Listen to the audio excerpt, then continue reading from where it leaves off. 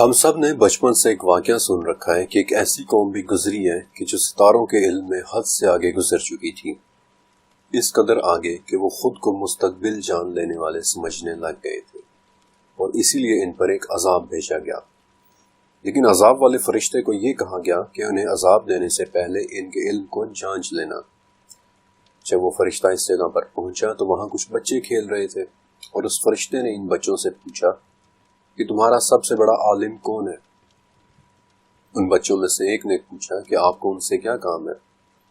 فرشتے نے کہا کہ میں ان سے پوچھنا چاہتا ہوں کہ اس وقت جبرائیل علیہ السلام کہاں ہیں؟ اس بچے نے ہاتھ میں کھیلنے والی کچھ کنکریاں تھیں، اس نے ان کنکریوں کو زمین پر پھینک دیا اور خود بھی زمین پر بیٹھ کر کچھ لکیریں کھینچنے لگا، اور تھوڑی دیر بعد بولا کہ جبرائیل اس وقت نہ تو آسمان میں ہے نہ ہی زمین میں ہے، وہ اس وقت اسی جگہ ہے، یا تو وہ آپ ہیں یا پھر وہ میں نے۔ اب مجھے نہیں پتا اس واقعے میں کتنی صداقت ہے، کیونکہ میرے پاس اس واقعے کا کوئی ریفرنس نہیں موجود، لیکن اگر یہ واقعہ سچ ہے تو پھر یہ ایک ہی جگہ یا ایک ہی قوم کے بارے میں ہو سکتا ہے۔ آج کے عراق میں دریائے دجلہ اور دریائے فرات کے درمیان بسنے والے لوگ، اور یہ چیپٹر انہی لوگوں کی ایک حیرت انگیز داستان کے متعلق ہے۔ لیکن اس سے پہلے میں آپ کو اس علاقے کے متعلق کچھ ضروری باتیں بتا دینا چاہتا ہوں۔ آج کی سرزمین عراق پچھلے 1500 سال سے مسلمانوں کے پاس ہے، لیکن اس سے پہلے یہاں کیا تھا؟ اس سے پہلے کبھی یہ جگہ رومن امپائر کے پاس چلی جاتی اور کبھی پرشین امپائر کے ایرانی اس پر قبضہ کر لیتے۔ لیکن اس سے پہلے یہاں کیا تھا؟ اس سے پہلے یہ علاقہ سکندر اعظم کے انڈر یعنی یونانیوں کے پاس تھا۔ اس سے پہلے یہاں کیا تھا؟ اس سے پہلے یہ علاقہ ایران کے ایک بہت بڑے بادشاہ سائرس کے پاس تھا، وہی سائرس جس نے یہودیوں کو اس سرزمین سے آزاد کر کے واپس جانے کی اجازت دی، اور یہ آج سے 2500 سال پہلے ہوا تھا۔ لیکن اس سے پہلے یہاں کیا تھا؟ اس سے پہلے سرزمین عراق کا یہ علاقہ 4000 سال تک 4 بہت بڑی اور بہت ہی پرانی تہذیبوں کا گھر تھا: سمرہ، آکیڈیا، آسیریا اور بیبلون۔ دریاؤں اور تہذیبوں کا ایک خاص رشتہ ہے۔ جتنی بھی قدیم ترین تہذیبیں اٹھا کر دیکھ لیں، وہ آپ کو دریاؤں کے کنارے ہی بستی ملے گی۔ مثلا دریائے نیل کے کنارے قدیم مصری، دریائے سندھ کے کنارے قدیم آرینز، یا چائنا کے یلو ریور کے کنارے خوانہو تہذیب۔ لیکن آج جن دریاؤں اور جن تہذیبوں کے متعلق میں آپ کو بتانے والا ہوں، عراق کی تاریخ میں اس جگہ کو ہمیشہ ایک ہی نام سے لکھا گیا ہے: 2 دریاؤں کے درمیان کی سرزمین، بیت النہرین یعنی 2 نہروں کے درمیان، بلاد الرافدین یعنی 2 شاخوں کے درمیان، میان رودان یعنی 2 دریاؤں کے درمیان، بلکہ عبرانی میں بھی ارم نہرائم یعنی 2 دریاؤں کے درمیان کا باغ۔ انفیکٹ آج بھی اسے میسوپوٹامیا کے نام سے ہی جانتے ہیں، اور میسوپوٹامیا کا بھی گریک زبان یعنی یونانی زبان میں مطلب 2 دریاؤں کے درمیان کی سرزمین ہی ہوتا ہے۔ ہمارے پاس انسان کے متعلق جو بھی تاریخ لکھی ہوئی حالت میں موجود ہے، اس کا باقاعدہ آغاز ان 2 دریاؤں کے درمیان رہنے والوں ہی نے کیا تھا۔ ان 2 دریاؤں میں سے ایک دریا بہت اہم ہے، دریائے فرات۔ آپ صلی اللہ علیہ وسلم نے جن 4 دریاؤں کے نام بتائے تھے کہ وہ چھٹے آسمان پر سدرۃ المنتہا سے بہنا شروع ہوتے ہیں، ان میں سے ایک دریا یہی دریائے فرات ہے، اور باقی 3 دریا سیحان، جیحان اور نیل ہیں۔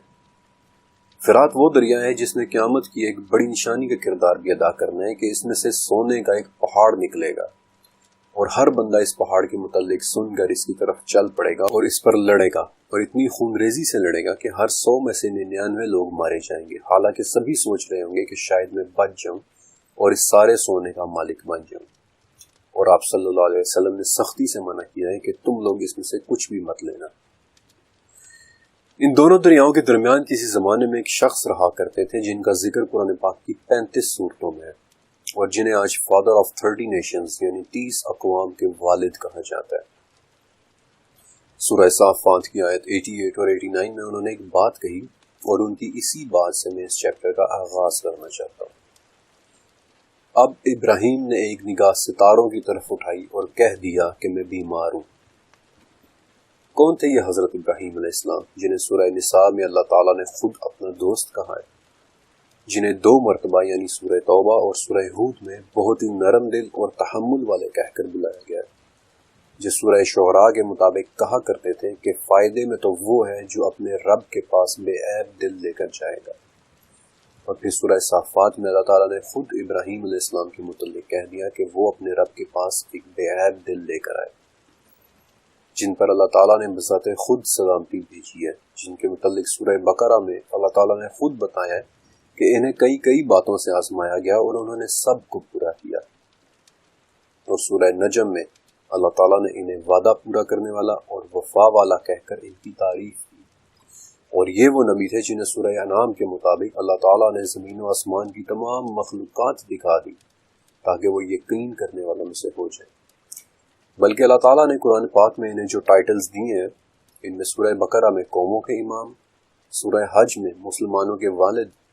اور 2 جگہ یعنی سورہ نساء اور سورہ مریم میں اللہ تعالیٰ کے چنے ہوئے انسان، جن کے متعلق اللہ تعالیٰ نے خود 6 جگہ پر فرمایا کہ وہ مشرک نہیں تھے۔ تو پھر ایسا کیا تھا کہ سورہ صافات کی 88 نمبر آیت کے مطابق ابراہیم علیہ السلام نے پہلے ستاروں کی طرف دیکھا اور پھر کہہ دیا کہ میں بیمار ہوں؟ یہ آیت دراصل حضرت ابراہیم علیہ السلام کے ایک جھوٹ کے متعلق ہے۔ پوری زندگی میں بولے گئے ان کے صرف 3 جھوٹوں میں سے ایک جھوٹ، اور یہ بات آپ صلی اللہ علیہ وسلم نے ہمیں بتائی ہے کہ ابراہیم علیہ السلام نے زندگی میں صرف 3 جھوٹ بولے، اور ان میں سے ان کا پہلا جھوٹ ان کا ستاروں کی طرف دیکھ کر یہ کہنا تھا کہ میں بیمار ہوں، جبکہ دوسرا یہ کہ چھوٹے بتوں کو توڑنے کا کام اس بڑے بت نے کیا ہے، اور تیسرا ایک بادشاہ کے سامنے یہ بولنا کہ سارا میری بیوی نہیں بلکہ میری بہن ہے۔ لیکن حضرت ابراہیم علیہ السلام کو یہ جھوٹ بولنے کی ضرورت ہی کیوں پڑی؟ اب جو باتیں میں آپ کو اس چیپٹر میں بتانے والا ہوں وہ سب کی سب ہارڈ فیکٹس ہیں، 2 دریاؤں کے درمیان رہنے والے لوگوں کے اپنے ہاتھوں سے لکھی ہوئی داستان کہ وہ ستاروں کو کیسے دیکھتے تھے، ان کی زندگی میں مذہب کی، سائنس کی، اور ان دونوں سے بھی بڑھ کر ستاروں کے ذریعے چھپی ہوئی باتیں جاننے کی کیا اہمیت تھی، ان کے جنون کی داستان، اور یہ کہ وہ اپنے اس علم میں کس حد تک ایکسپرٹ ہو چکے تھے، اور شاید اس چیپٹر کا سب سے دلچسپ حصہ کہ بالآخر ان لوگوں کے اس علم کا کیا ہوا، اب وہ علم کہاں ہے۔ یہ چیپٹر ہے ان 4 تہذیبوں کی داستان کے بارے میں کہ اس وقت ایسا کیا ہو رہا تھا کہ حضرت ابراہیم علیہ السلام کو اپنی زندگی کا پہلا جھوٹ بولنا پڑا۔ اور اس داستان کی شروعات ہوتی ہے ایک بچے سے، جس کے متعلق میں نے آپ کو حضرت نوح علیہ السلام والے چیپٹر میں کہا تھا کہ میں اس کے بارے میں آپ کو آگے چل کر بتاؤں گا۔ ایک بڑے سیلاب کے دوران کشتی پر پیدا ہونے والا بچہ۔ اس بچے کا ذکر عربی کی ایک بہت پرانی کتاب کتاب المقال یعنی دا بک آف سکرولز یعنی قدیم صحیفوں کی کتاب میں بھی ہے کہ وہ کشتی پر ہی پیدا ہوا تھا، اور یہی وہ بچہ تھا جس نے آگے چل کر ستاروں کا علم دریافت کیا۔ اس بچے کے بارے میں سن 1221 کے شام میں لکھی گئی ایک کتاب کتاب النحل یعنی شہد کی مکھیوں کی کتاب میں بھی لکھا ہوا ہے کہ اس عظیم سیلاب کے دوران کشتی پر ایک بچہ پیدا ہوا تھا جو بعد میں اس جگہ رہا جو آج کے دور کا اٹلی ہے، اور اسی نے علم نجوم دریافت کیا تھا۔ اس بچے کے بارے میں 5ویں صدی کی ایک ایتھوپین کتاب آدم حوا اور شیطان، 7ویں صدی کی ایک کتاب اپوکلپس آف میتھوڈیس، یہاں تک کہ 9ویں صدی کا ایک بہت ہائی رینکنگ مورخ ولیم آف میلمسبری جس کی جینیالوجی پر لکھی گئی کتاب آج بھی دنیا میں بڑی قدر سے دیکھی جاتی ہے، اس نے بھی اپنی کتابوں میں اس بچے کے متعلق بڑی تفصیل لکھی ہے کہ کیسے اس بچے نے بڑے ہو کر بعد میں ستاروں کے علم کی دریافت کی تھی، اور اس علم کا سب سے زیادہ اثر لیا ان 2 دریاؤں کے درمیان رہنے والے لوگوں نے، اور یہی سے اس چیپٹر کا باقاعدہ آغاز ہوتا ہے۔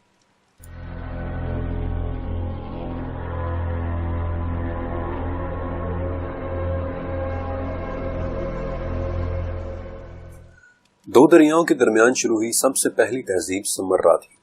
ویسے تو اس تہذیب کا آغاز آج سے 6500 سال پہلے ہوا تھا، لیکن ہمارے پاس شروع کے 2000 سال کا کوئی ریکارڈ لکھی ہوئی صورت میں نہیں ہے۔ یہ لوگ بیسیکلی کہاں سے آئے تھے یہ بات کوئی نہیں جانتا، لیکن وہ خود کو کالے سروں والے کہہ کر بلاتے تھے،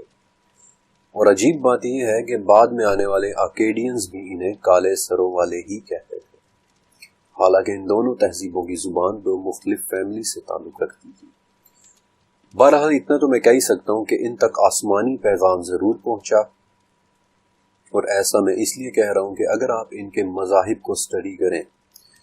تو آپ کو اس میں ان تمام باتوں کی جھلک نظر آئے گی جو کہ ایک الوہی مذہب کے بنیادی عقائد میں ہوتی ہے۔ مثلا شروع میں صرف ایک خدا تھا، پھر آسمان اور زمین علیحدہ ہوئے،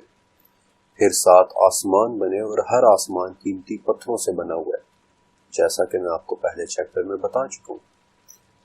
اور سب سے نیچے والا آسمان ستاروں سے مزین ہے، جبکہ سب سے اونچا آسمان خدا کے رہنے کی جگہ ہے۔ پھر ہوا،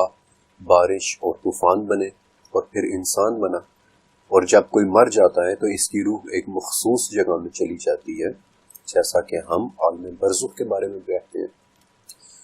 پھر ان کے نزدیک انسان میں سب سے پہلی پیدائش لحم اور لحموں کی ہوئی تھی، جس کا لفظی مطلب مٹی سے بنے ہوئے لوگ تھے، جیسا کہ ہمارا آدم اور حوا کے بارے میں کانسیپٹ ہے۔ سمراہی کی تہذیب سے ملنے والی ایک تختی یا ٹیبلٹ سمیرین کنگ لسٹ میں انہوں نے اپنے 134 بادشاہوں کے بارے میں لکھا ہوا ہے، اور 12 بادشاہوں کے نام لکھنے کے بعد وہ ایک بہت عظیم پیمانے پر آئے ہوئے ایک سیلاب کی بات کرتے ہیں۔ بلکہ نوح علیہ السلام والے چیپٹر ہی کے اندر میں آپ کو باقاعدہ ایک ایسی ٹیبلٹ کے بارے میں بھی بتا چکا ہوں جو بات ہی اس عظیم سیلاب کی کرتی ہے، گلگمیش کی فلڈ ٹیبلٹ، جو اس وقت برٹش میوزیم کے روم 55 میں پڑی ہوئی ہے۔ ان سب باتوں سے اندازہ ہوتا ہے کہ آسمانی پیغام تو ان تک پہنچ چکا تھا، لیکن سمرہ کے شروع کے 2000 سال جن میں یقیناً کچھ نہ کچھ ایسا ہوا ہوگا جس کے بعد انہوں نے سورج، چاند اور ستاروں کو خداؤں سے نسبت دینا شروع کر دی، یہاں تک کہ ہر شہر نے اپنا اپنا خدا بنایا ہوا تھا۔ اور ایک وقت ایسا بھی آیا کہ سمرہ کے بعد دوسری تہذیب آکیڈیا کے پینتھیون میں، یعنی کہ وہ جگہ جہاں وہ اپنے تمام چھوٹے بڑے معبود رکھتے تھے، وہاں 3600 بت موجود تھے، جن میں سب سے بڑا بت انلل تھا، ایک بہت ہی زیادہ پولیتھیسٹک یعنی ایک سے زیادہ خداؤں کی عبادت کرنے والا معاشرہ، جس میں آسمانوں کا خدا، زمین کا خدا، پانی کا خدا، افزائش نسل کی دیوی، سورج کا دیوتا، انصاف کی دیوی، خوبصورتی کی دیوی انانا اور اشٹر، بلکہ اسی اشٹر کی تو حضرت یوسف علیہ السلام کے زمانے تک بھی عبادت کی جاتی رہی تھی۔ اسی دیوی کا دوسرا نام رات کی رانی بھی تھا۔ یہ لوگ اپنے بتوں کو بہت زیادہ سیریس لیتے تھے، ان کا ٹوٹ جانا یا ڈیمیج ہو جانا ان کے لیے کسی بڑی مصیبت کے آنے سے تعبیر کیا جاتا تھا۔ انفیکٹ آشوریوں کے ایک حملے کے دوران اپنے بتوں کو ٹوٹنے سے بچانے کے لیے ان کا ایک شہزادہ ایپلاڈینا II اپنے بتوں کو لے کر جنوب میں موجود دلدلوں کی طرف بھاگ گیا تھا۔ اس بات سے آپ اس واقعے کی شدت کا اندازہ کر سکتے ہیں جہاں ابراہیم علیہ السلام نے اپنا دوسرا جھوٹ بولا تھا، یعنی وہ واقعہ جو سورہ انبیاء میں رپورٹڈ ہے کہ ابراہیم علیہ السلام نے ان کے بتوں کو ٹکڑے ٹکڑے کر دیا سوائے بڑے بت کے، اور جب ان لوگوں نے پوچھا کہ یہ سلوک کس نے کیا، اور پھر آپس میں باتیں کرنے لگے کہ ابراہیم نام کا ایک نوجوان تھا جسے ہم نے اس کے بارے میں بات کرتے سنا تھا، تو ذرا اسے سب کے سامنے لاؤ۔ اور پھر جب انہوں نے پوچھا کہ ابراہیم کیا تم نے ہمارے بتوں کے ساتھ یہ حرکت کی ہے، تو ابراہیم علیہ السلام نے جواب دیا کہ اس بڑے بت نے باقی سب بتوں کو توڑا ہے، تم اسی سے پوچھ لو۔ اور اس پر وہ لوگ دل میں تو قائل ہو گئے، لیکن پھر بھی کہنے لگے کہ تجھے پتہ ہے کہ یہ بولتے نہیں ہیں۔ اور پھر اس گفتگو کے بعد انہوں نے ابراہیم علیہ السلام کو آگ میں پھینکنے کا فیصلہ کر لیا۔ اب آپ اندازہ لگا سکتے ہیں کہ وہ لوگ ابراہیم علیہ السلام کی اس کام سے کس قدر پسڈ آف ہوئے ہوں گے، اپنے بتوں کے ساتھ یہ سلوک دیکھ کر کہ جن کا شہزادہ ان کے ڈیمیج ہونے کے ڈر سے انہیں لے کر دلدلوں کی طرف چلا گیا ہو، وہ اپنی آنکھوں کے سامنے اپنے بتوں کو ٹوٹتے دیکھ کر کیا کہیں گے، اور اپنے بتوں کو دلدلوں کی طرف چالے چلانے والا واقعہ میں آپ کو تاریخ سے نہیں بلکہ ان کی اپنی لکھی ہوئی تختیوں سے کوٹ کر رہا ہوں۔ لیکن دلچسپ بات یہ ہے کہ یہ لوگ صرف مذہبی نہیں تھے، بلکہ آج بھی کم سے کم 100 ایسی چیزیں ہیں کہ جو سب سے پہلے دجلہ اور فرات کے درمیان رہنے والوں نے ایجاد کی تھی۔ مثلا سب سے پہلے ان کے ہاں 60 سیکنڈز کا ایک منٹ اور 60 منٹس کے ایک گھنٹے کا کانسیپٹ ملتا ہے۔ انہوں نے پہلی مرتبہ اپنے آرکیٹیکچر میں آرچز بنانا شروع کی، بلکہ ان کے ہاں شہر باقاعدہ سٹی پلاننگ کے ساتھ آباد ہوتے تھے۔ انہوں نے ہی سب سے پہلے گرڈ پیٹرن پر شہر بسانے شروع کیے، جیسا کہ اسلام آباد ہے، یعنی مختلف سیکٹرز کے ساتھ۔ ان کی لکھی ہوئی ٹیبلٹس میں ضرب، تقسیم اور ٹیبلز یعنی پہاڑے بھی موجود ہیں، بلکہ ان کی زیادہ تر میتھمیٹکس سیگزاگیزیمل یعنی کہ 60 پر ڈیپینڈ کرتی، 60 سیکنڈز، 60 منٹ، 360 ڈگری کا سرکل۔ لیکن ایسا کیوں تھا؟ کیونکہ کسی طرح سے انہوں نے یہ جان لیا تھا کہ 1 سے لے کر 100 تک کے درمیان سب سے زیادہ ڈویزرز 60 کے ہیں، مثلا 1، 2، 3، 4، 5، 6، 8، 10، 12، 15، 20، 30۔ انہوں نے میتھمیٹکس کو بڑے ہی آسان طریقے سے کرنے کا گر سیکھ لیا تھا، اور آپ میں سے کئی لوگوں نے ہمورابی کے قوانین کے متعلق بھی سن رکھا ہوگا۔ انہیں بھی 2800 سال پہلے گزرے ایک بابلی بادشاہ ہمورابی نے لکھوایا تھا،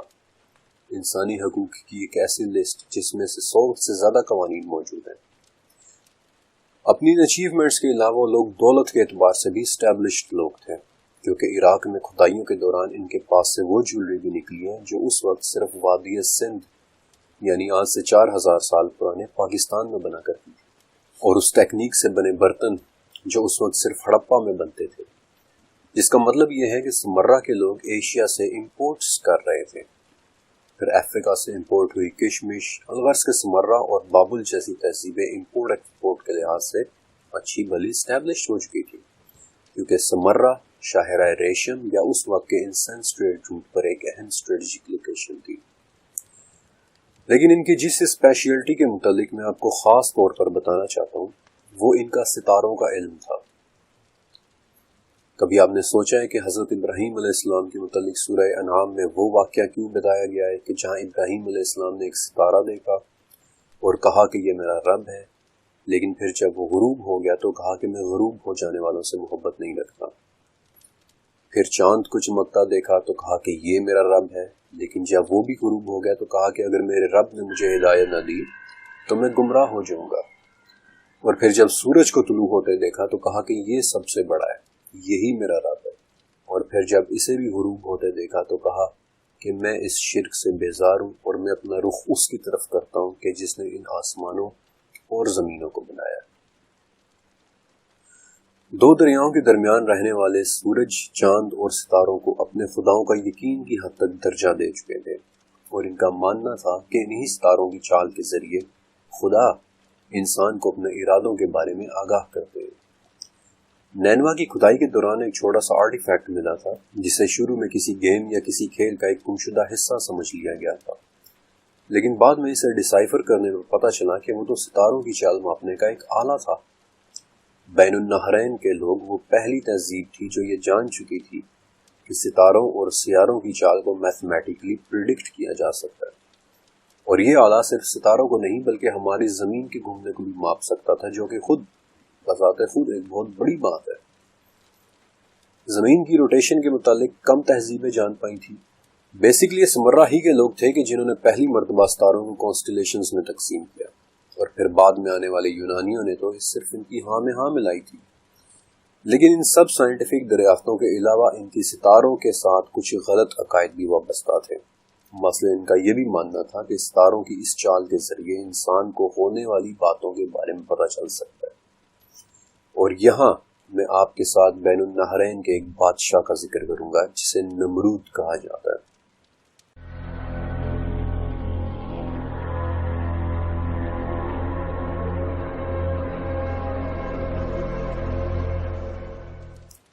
نمرود وہ بادشاہ تھا کہ جسے اس کی ستارہ شناسی اور اس کے نجومیوں نے ستاروں کو پڑھنے کے بعد یہ بتایا تھا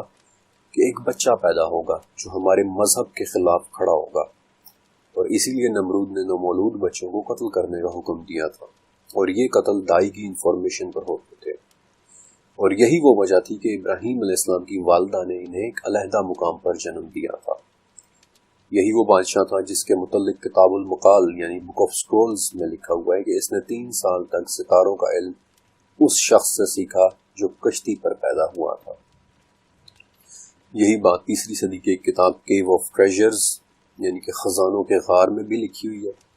صرف اس شخص کے نام میں تھوڑے فرق کے ساتھ کہ جو کشتی پر پیدا ہوا تھا۔ انفیکٹ آج بھی آپ کو سن 1284 کے اسپین میں جوڈیو اسپینش زبان میں لکھا ایک قصیدہ اکثر سننے کو ملتا ہوگا کہ جب بادشاہ نے ستاروں کی طرف دیکھا تو اسے پتہ چلا کہ ہمارے والد ابراہیم کی پیدائش ہونے والی ہے۔ ان لوگوں کے ستاروں کے علم کے متعلق 2 دریاؤں کے درمیان سے جو تختیاں ملی ہیں ان میں مجھے ایک آشوری بادشاہ آشور بانی پل کے بارے میں پڑھنے کو ملا، جس نے نینوا میں پوری ایک لائبریری بنوائی تھی جس میں ستاروں کا علم، مائتھولوجی اور سائنس کے متعلق تختیاں موجود تھیں۔ میں آپ کو دلچسپ بات بتاتا ہوں کہ اس بادشاہ نے ستاروں کے علم میں 2 ایکسپرٹ لوگ رکھے ہوئے تھے۔ یہ 2 لوگ اپنے ستاروں کے علم میں اس قدر ایکسپرٹ ہو چکے تھے کہ ہر کچھ دن بعد وہ بادشاہ کو ستاروں کی چالوں کے متعلق ایک رپورٹ بنا کر دیتے تھے، جسے دیکھ کر بادشاہ اپنے فیصلے کیا کرتا تھا۔ میں یہ تو نہیں کہتا کہ اس رپورٹ میں لکھی ہوئی ایک بات سچ ہوتی ہوگی، لیکن انہوں نے اپنے نظام میں اس رپورٹ کو ایک بہت ہی بڑا نام دے رکھا تھا۔ زمین اور آسمان میں پیش آنے والے تمام واقعات۔ بعد میں جب نینوا پر میڈیز یعنی کہ قدیم ایرانیوں نے قبضہ کیا تو انہوں نے اس لائبریری کو تباہ کر دیا۔ البتہ آج بھی ان کی تختیوں کی ایک پوری سیریز موجود ہے جو ساری کی ساری ستاروں کے علم سے متعلق ہے۔ مٹی کی ان تختیوں کی اس سیریز کو اینوما اینو اینلیل کہتے ہیں۔ وہ ٹیبلٹس بڑی تفصیل کے ساتھ ان کے ستاروں کے علم کی صلاحیت پر بات کرتی ہے۔ یہ سیریز اتنی تفصیل سے ان کے علم پر بات کرتی ہے کہ صرف وینس یعنی زہرہ سیارے کے متعلق ان کے علم پر پوری ایک ٹیبلٹ ہے، ٹیبلٹ نمبر 63۔ لیکن اس پوائنٹ پر آپ کے ذہن میں ایک سوال پیدا ہو رہا ہوگا کہ آخر ستاروں کے علم کی حقیقت کیا ہے؟ کیا واقعی یہ علم ایگزسٹ کرتا بھی ہے یا نہیں؟ میں آپ کو بخاری کی بالکل شروعاتی حدیث، انفیکٹ یہ حدیث نمبر 7 ہے، وہ سناؤں گا کہ یہ تب کی بات ہے جب آپ صلی اللہ علیہ وسلم اور قریش کے درمیان ایک عارضی معاہدہ ہوا تھا اور ابو سفیان اور قریش تجارت کے لیے شام گئے ہوئے تھے۔ جب یہ لوگ ایلیا پہنچے جہاں رومن بادشاہ ہیراکلیس یعنی کہ ہرکل اس کا دربار تھا اور اس کے گرد روم کے بڑے بڑے لوگ یعنی اس کی اشرافیہ اور روم کے بیوروکریٹس بیٹھے ہوئے تھے، تو اس نے اپنے ایک ترجمان کو بلوایا اور ان لوگوں سے پوچھا کہ تم میں سے کون شخص اس کے سب سے زیادہ قریب ہے جس نے عرب میں دعویٰ رسالت کیا ہے۔ ابو سفیان کہتے ہیں کہ میں بول اٹھا کہ میں ان کا سب سے قریبی رشتہ دار ہوں۔ ہیراکلیس نے ابو سفیان کو آگے اور قریش کے باقی لوگوں کو سفیان کے پیچھے بیٹھنے کا کہا اور اپنے ترجمان سے کہا کہ انہیں بتاؤ، میں ابو سفیان سے کچھ سوال پوچھنا چاہتا ہوں، اور اگر یہ مجھ سے کسی بات میں جھوٹ بولیں تو پیچھے بیٹھے ہوئے تم لوگوں نے مجھے فوراً بتانا ہے۔ اور ابو سفیان کہتے ہیں کہ اللہ کی قسم اگر مجھے غیرت نہ آتی کہ پیچھے بیٹھے ہوئے لوگوں نے میرا پردہ چاک کر دینا تو میں محمد صلی اللہ علیہ وسلم کے بارے میں ضرور جھوٹ بولتا۔ اس کے بعد ہیراکلیس نے ابو سفیان سے 8 سوال پوچھے تھے جو کہ اس موضوع سے متعلق نہیں ہے، اس لیے میں یہاں نہیں لکھ رہا، لیکن ان سب باتوں کے جواب سننے کے بعد اس نے کہا کہ اگر یہ باتیں جو تم کہہ رہے ہو سچ ہیں تو عنقریب محمد اس جگہ کے مالک ہو جائیں گے جہاں میرے یہ دونوں پاؤں ہیں۔ مجھے یہ تو پتا تھا کہ وہ پیغمبر آنے والا ہے، لیکن یہ نہیں پتا تھا کہ وہ تم میں سے ہوگا۔ اگر میں جانتا کہ اس تک پہنچ سکوں گا تو اس سے ملنے کے لیے ہر تکلیف گوارا کرتا، اور اگر میں اس کے پاس ہوتا تو اس کے پاؤں دھوتا۔ اور اس کے بعد ہرکل آپ صلی اللہ علیہ وسلم کا وہ خط اونچی آواز میں پڑھنے لگا جو آپ صلی اللہ علیہ وسلم نے حاکم بصری کو بھیجا تھا، اور پھر حاکم بصری نے وہ خط ہیراکلیس کو بھیج دیا تھا۔ اور ابو سفیان کہتے ہیں کہ جب وہ خط پڑھ کر فارغ ہوا تو ارد گرد بہت شور و غوغا ہوا، بہت سی آوازیں اٹھنے لگیں اور ہمیں ان لوگوں نے باہر نکال دیا۔ تو میں نے اپنے ساتھ والوں سے کہا کہ ابو کبشہ کے بیٹے یعنی کہ نبی کریم محمد صلی اللہ علیہ وسلم کا معاملہ تو بہت بڑھ گیا ہے، دیکھو تو صحیح کہ ان سے تو روم کا بادشاہ بھی ڈرنے لگا ہے۔ اور مجھے اس وقت اس بات کا دل سے یقین ہو گیا تھا کہ محمد الرسول اللہ صلی اللہ علیہ وسلم عنقریب غالب آ کر رہیں گے۔ یہ واقعہ میں نے آپ کو اس لیے سنایا کیونکہ اسی حدیث میں آگے چل کر یہی وہ بادشاہ ہرکل تھا جو ستاروں کے علم میں پوری مہارت رکھتا تھا۔ یہی وہ بادشاہ تھا جس کا ایک مصاحب اور اس کا پادری کہتا ہے کہ ہرکل جب ایلیا آیا تو ایک دن شدید پریشان تھا، اور جب ہم نے اس سے پوچھا تو اس نے بتایا کہ آج رات میں نے ستاروں پر نظر ڈالی تو دیکھا کہ ختنہ کرنے والوں کا بادشاہ ہمارے ملک پر غالب آ گیا۔ اور پھر اس بات کو کنفرم کرنے کے لیے ہرکل نے اپنے ایک دوست کو خط بھی لکھا اور وہ دوست بھی ستاروں کے علم میں ماہر تھا، اور اس نے بھی یہی جواب دیا کہ واقعی ایسا ہی ہونے والا ہے۔ اور پھر اس کے بعد ہرکل نے اپنے ایلیٹ درباریوں کو بلا کر اپنے محل کے دروازے بند کیے اور ایک میٹنگ کی، جس کے اندر اس نے رومن بیوروکریسی کو قائل کرنے کی کوشش کی کہ ہمیں محمد کی بات سننی چاہیے، لیکن وہ لوگ نہیں مانے، اور بالآخر مایوس ہو کر ہرکل خود بھی کفر پر ہی رہا۔ آپ نے اس واقعے میں آبزرو کیا کہ ستاروں سے لیے گئے علم کو وہ لوگ کس قدر سنجیدہ لیتے تھے۔ میں آپ کو یہ تو نہیں بتاؤں گا کہ دو دریاؤں کے درمیان رہنے والے ستاروں کو کس طرح سے انٹرپریٹ کرتے تھے، کیونکہ اس چیپٹر کا مقصد آپ کو علم نجوم سکھانا نہیں ہے، ستاروں کا علم سکھانا نہیں ہے، لیکن میں آپ کو ان کا طریقہ کار ضرور بتا سکتا ہوں۔ انہوں نے آسمان اور ستاروں کو خداؤں کے ناموں کے مطابق گروپس میں تقسیم کیا ہوا تھا، مثلا ان کے خدا یا ان کے معبود انلل کا گروپ، ایا کا گروپ، انو کا گروپ، جو کہ ان کے دیوی دیوتاؤں کے بھی نام تھے۔ پھر وہ یہ دیکھتے کہ کوئی خاص ستارہ کس خدا کے گروپ میں سے طلوع ہو رہا ہے، اور اس طرح ہر ستارے کے نکلنے کے وقت، جگہ اور راستے کو دیکھ کر وہ ہونے والے واقعات کا اندازہ لگایا کرتے تھے، انٹرپریٹ کیا کرتے تھے، اور انہی انٹرپریٹیشنز اور کبھی کبھار ماضی میں ہوئے واقعات کی ججمنٹ کے تحت اپنی روزمرہ کی زندگی گزارتے تھے۔ میں آپ کو مثال سے سمجھا دیتا ہوں کہ اگر زہرہ سیارہ صبح کے 5 بجے انلل کے گروپ میں موجود ہے، اور پچھلے سال ایسا ہونے پر پورا ایک ہفتہ بارش ہوتی رہی گی، تو اس کا مطلب ہے کہ اس دفعہ بھی ایسا ہی ہوگا۔ اس کے علاوہ وہ ستاروں کی پوزیشن کو ہونے والے واقعات کے ساتھ بھی منسوب کرتے تھے۔ مثلا اگر کسی سال دمدار ستارہ نظر آیا ہے تو اس کا مطلب یہ ہے کہ اس سال بادشاہ کی موت ہوگی یا کوئی بہت بڑی تباہی آئے گی۔ دمدار ستاروں کی دموں کے حساب سے ان کی انٹرپریٹیشنز بدل جاتی تھی۔ مثلا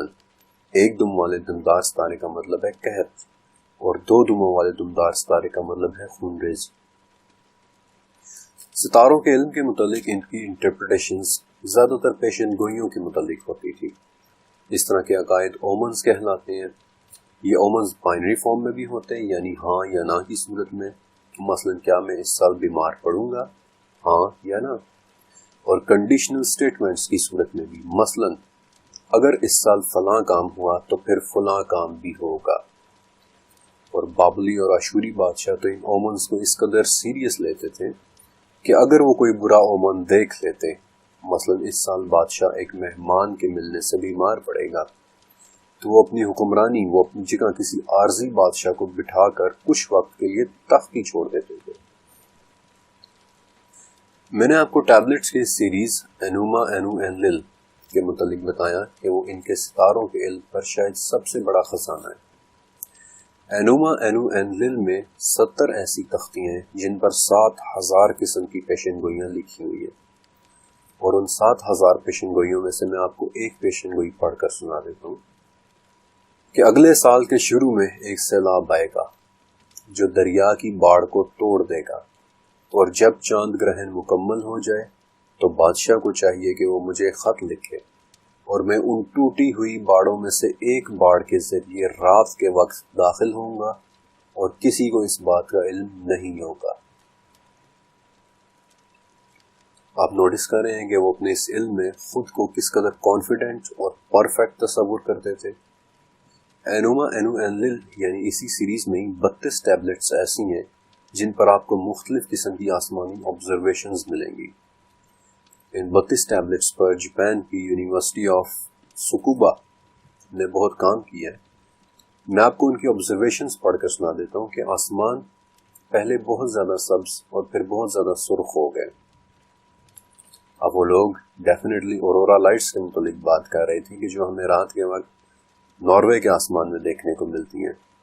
گہرے سبز رنگ کی روشنیاں کہ جو اتفاق سے میری پسندیدہ ترین نظاروں میں سے ایک ہے، لیکن بین النہرین کے آسمان میں اورورا لائٹس کا نظر آنا ممکن نہیں ہے۔ یقیناً ان لوگوں نے کسی قسم کا جیو میگنیٹک سٹورم آبزرو کیا ہوگا کہ جو آج ہمارے پاس ان ہزاروں سال پرانی ٹیبلٹس میں محفوظ ہے۔